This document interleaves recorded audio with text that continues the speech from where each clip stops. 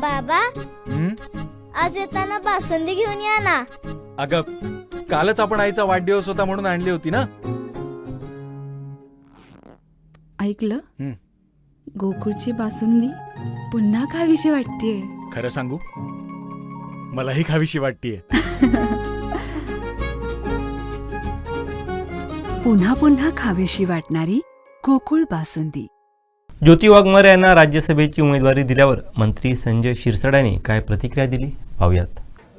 राज्यसभेसाठी माननीय उपमुख्यमंत्री एकनाथ शिंदे साहेबांनी जो तुमचा सस्पेन्स होता तो दूर केलेला आहे. आमच्या ताई डॉक्टर ज्योतिताई वाघमारे यांना राज्यसभेची उमेदवारी देण्यात आलेली आहे. जे शिंदे साहेबांचं दरवेळेला असायचं की माझी लाडकी बहीण किंवा माझा कार्यकर्ता याला न्याय द्यायची जी काही भूमिका असायची ती त्यांनी आज तुम्ही पाहत असाल ती उठवलेली आहे. म्हणून माझ्यापेक्षा ज्योतिताईचं काय मत आहे याला ते त्यांच्याकडून जर आपण ऐकलं तर मला वाटतं बरं होईल.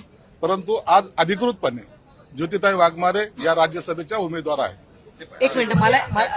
एक मिनिट. आज खूप अभिमानाची गोष्ट आहे की ज्या माननीय एकनाथ शिंदेजी यांनी लाडकी बहीण योजना सुरू केली आणि लाडक्या बहिणींचा पूर्ण महाराष्ट्रभर एकनाथजी शिंदे यांना आपला भाऊ मानला आणि अशा एका लाडक्या बहिणीला डॉक्टर ज्योती वाघमारे यांना राज्यसभेची उमेदवारी दिल्यामुळे महिला वर्गामध्ये शिवसेनाचे अत्यंत आनंदाचं वातावरण आहे. आणि आता 2च दिवसांनी महिला दिवस पण आपण साजरा करत आहोत. त्यामुळे ज्योती वाघमारे सारख्या एक उच्च शिक्षित ज्या PhD आहेत, त्या प्राध्यापक देखील होत्या, नेट सेट क्वालिफाईड आहेत, रिसर्च बॅकग्राऊंड पण आहेत. त्यामुळे एक अशा पद्धतीचं एक व्यक्तिमत्व राज्यसभेवर जाण्याची संधी त्यांना प्राप्त झालेली आहे आणि त्याबद्दल सर्व आज आम्ही महिला आमदार इकडे आहोत, महिला पदाधिकारी देखील इथे आहोत. त्यांनी आज उमेदवारी अर्ज भरला आणि त्यांना आम्ही मनापासून शुभेच्छा देतो. ही निवडणूक बिनविरोध आहे असं समजावं का आता, कारण काही होऊ शकतं असं सुद्धा बोललं जाते शेवटच्या क्षणी. आमच्यातर्फे आमच्या पक्षातर्फे ही निवडणूक बिनविरोध व्हावी यासाठी पूर्ण प्रयत्न केला गेलेला आहे आणि मला वाटतं दरवेळेला शेवटच्या टप्प्यामध्ये ही निवडणूक बिनविरोधच होत असते.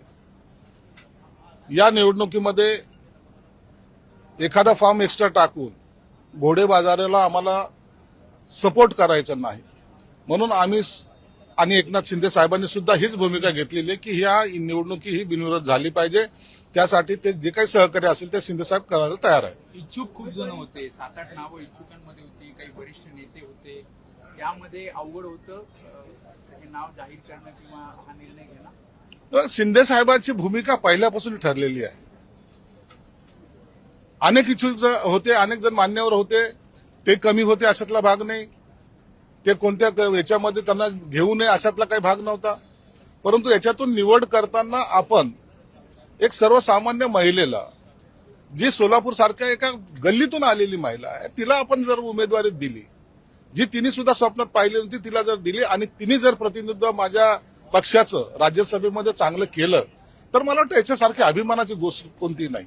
सर्वसामान्य महिलेला सुद्धा न्याय हा शिवसेनेत दिला जातो, ही भावना आज संपूर्ण महाराष्ट्रामध्ये गेलेली आहे. कोणतंही राजकीय बॅकग्राऊंड नाही, कोणताही तिच्या मागचं राजकीय नेता कोणता तिच्या मागे नाही. आमच्या पक्षात आली, एक सर्व सभा तिने गाजवल्यात आणि चांगले वक्ते म्हणून ती पुढे आलेली आहे. एक सुशिक्षित महिला आणि त्या तिने या महाराष्ट्राभर पुन्हा पिंजून काढावं, या सगळ्या आमच्या महिला भगिनी आहेत, त्यांच्याबरोबर खांद्याला खांदा लावून काम करावं, ही त्याच्या मागची भूमिका आहे. ज्यावेळी जुन्या जाणत्यांना संधी मिळत नाही, सहजच आहे की त्यांची पण काहीतरी नाराजी असणार आहे, पण ही नाराजी त्यांची कशी दूर केली जाणार, कारण ते मला काही आश्वासनं दिली होती ती पूर्ण झाली. त्यामुळे ह्या सगळ्या गोष्टी ज्या आहेत त्या इन कॅमेरा झालेल्या सगळ्या होत असतात, चर्चा होत असतात. शिंदे साहेबांवर काही स्वतःची मनातले काही खतखत असते ते व्यक्त करत असतात आणि शिंदे साहेब हे सर्वांना सांभाळून घेतात. असं कधीही झालेलं नाही. शिंदे साहेबांनी कोणत्याही नाराज कार्यकर्ता असेल त्याला कधी वाऱ्यावर सोडलेलं नाही, सर्वांना सामावून घेतले, ही त्यांची भूमिका असते. म्हणून शिंदे साहेबांवर विश्वास ठेवून सर्वजण आम्ही काम करतोय आणि म्हणून त्यांची सुद्धा नाराजी दूर केली जाईल.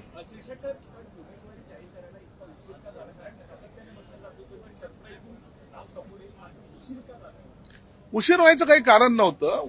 शिंदे साहेबांनी सगळेजण होत आहेत, सगळ्यांची नावं येतात, आपण थोडं उशीर झालं तर काय हरकत आहे. त्याच्यामध्ये कोणताही किंतु परंतु नव्हता, कोणताही अडचण नव्हती. शिंदे साहेब नाव जाहीर करायला मग काय होईल हा विचार शिंदे साहेबांनी कधीही केलेला नाही. म्हणून त्यांनी ऐन वेळेला त्यांची जी काही पद्धत आहे काम करण्याची, नेमक्या वेळेला नेमका विचार आणि नेमका निर्णय, हा शिंदे साहेबाचं वैशिष्ट्य आहे. आणि म्हणून त्यांनी नेमक्या वेळेला त्यांचं नाव जाहीर केलेलं आहे. प्रत्येक दसरा मेळाव्यामध्ये सगळ्यात चांगलं उत्कृष्ट भाषण कोणाचं असेल तर ते ज्योतिताई वाघमारे यांचं असेल अशी चर्चा व्हायची. दुसऱ्या दिवशी न्यूजपेपरमध्ये त्याची बातमी सुद्धा व्हायची. त्यामुळे आता त्यांच्याकडे हे पद आलंय, आणखी जास्त आक्रमकपणे शिवसेना आपली भूमिका मांडेल. पक्षाची भूमिका हीच आहे की आता आम्ही तिला मानसिक बळ दिलेलं आहे, राजकीय बळ दिलेलं आहे, राज्यसभेचं सदस्य केलेलं आहे. आता ज्याला पॉलिटिकल व्हील ज्याला म्हणतात ती आता त्यांच्यात निर्माण झालेली आहे. मला वाटतं आता ती सुसाट गाडी आमची बुलेटपेक्षाही जास्त स्पीडने महाराष्ट्रामध्ये जाईल.